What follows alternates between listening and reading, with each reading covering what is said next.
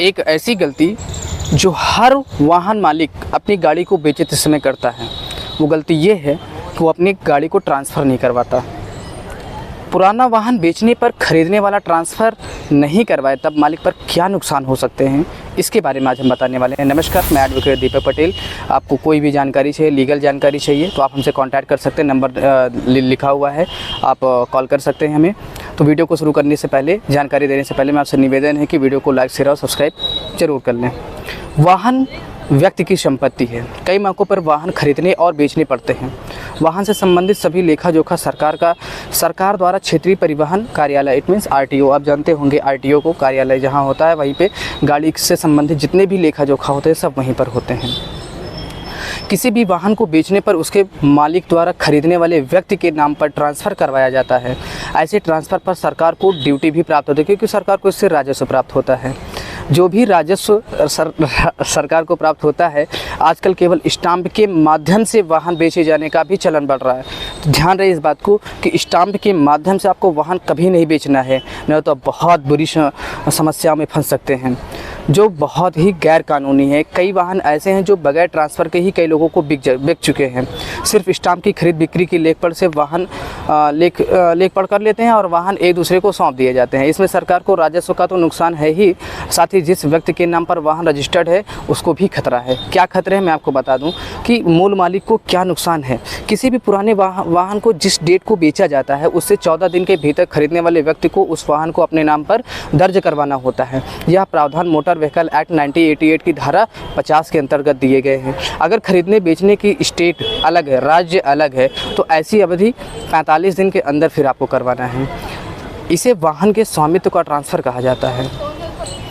लेकिन ध्यान रहे, लेकिन अगर आप सिर्फ स्टाम्प पर ये लेख पढ़ कर रहे हैं, लिखा पढ़ी कर रहे हैं, तो ये सिर्फ 14 दिनों तक ही वैलिड होती है, उससे ज़्यादा नहीं होती है।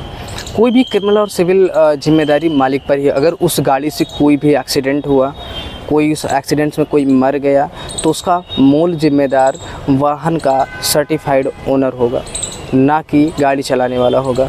गाड़ी चलाने वाला जिम्मेदार तो होगा ही, एज वेल एज जो वाहन का मालिक है उस पर सारे आरोपित, उस पर क्रिमिनल और सिविल दोनों के चार्जेस लगाए जा सकते हैं।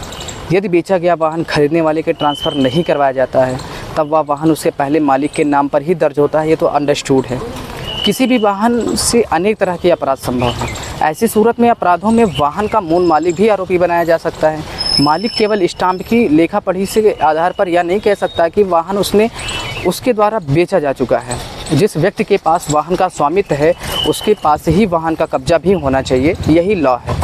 यदि किसी वाहन से कोई तीसरा व्यक्ति शराब इत्यादि प्रतिबंधित अपराधों के आरोप में पकड़ा जाता है, तस्करी करते हुए पकड़ा जाता है, तब वाहन का मूल मालिक भी पुलिस द्वारा आरोपी बना दिया जाता है, क्योंकि वाहन का कब्जा उसे अपने पास रखने की जिम्मेदारी थी, ना कि किसी और को देने की।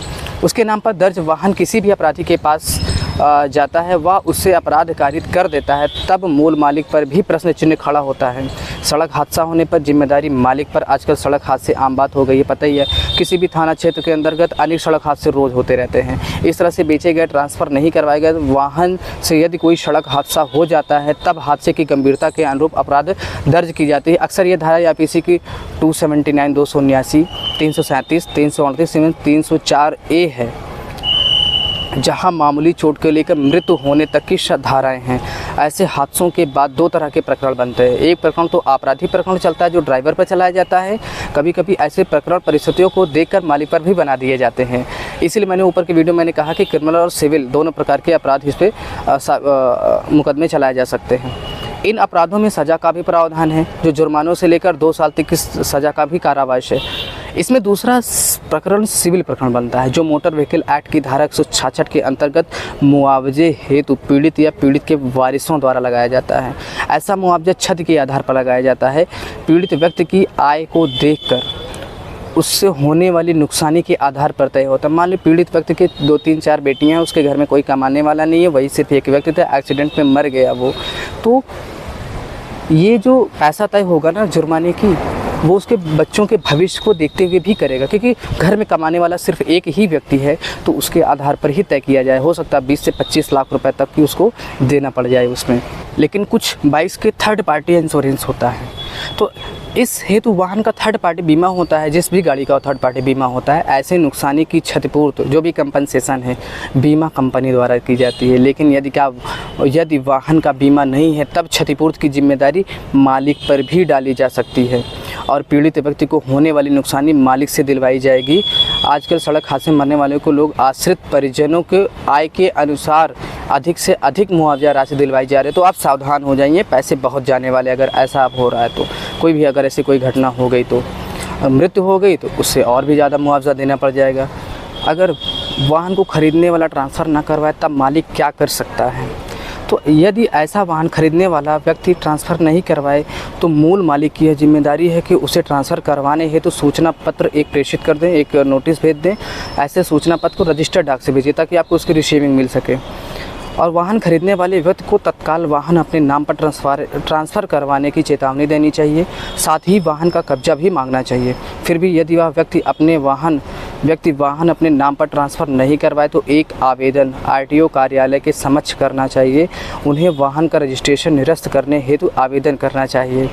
वाहन का मालिक खरीदने वाले के विरुद्ध आपराधिक और सिविल मुकदमा भी लगा सकता है। तो यदि आपने ऐसा किया है, कोई वाहन बेचा है या कोई ख़रीदा है, तो आप वाहन को तुरंत ट्रांसफ़र करवा लें, या अगर आपने बेचा है तो तुरंत आप उसको ट्रांसफ़र कर दें। नहीं कर रहा है तो आप उस पर सिविल और आपराधिक मुकदमा भी कर सकते हैं, लेकिन उसके पहले एक रजिस्टर्ड डाक के द्वारा उसको नोटिस भेज दें, तब आप ये काम करिए। कोई भी लीगल सहायता चाहिए, मैं एडवोकेट दीपक पटेल, आप मुझसे कॉन्टैक्ट कर सकते हैं, नंबर दिया हुआ है। धन्यवाद।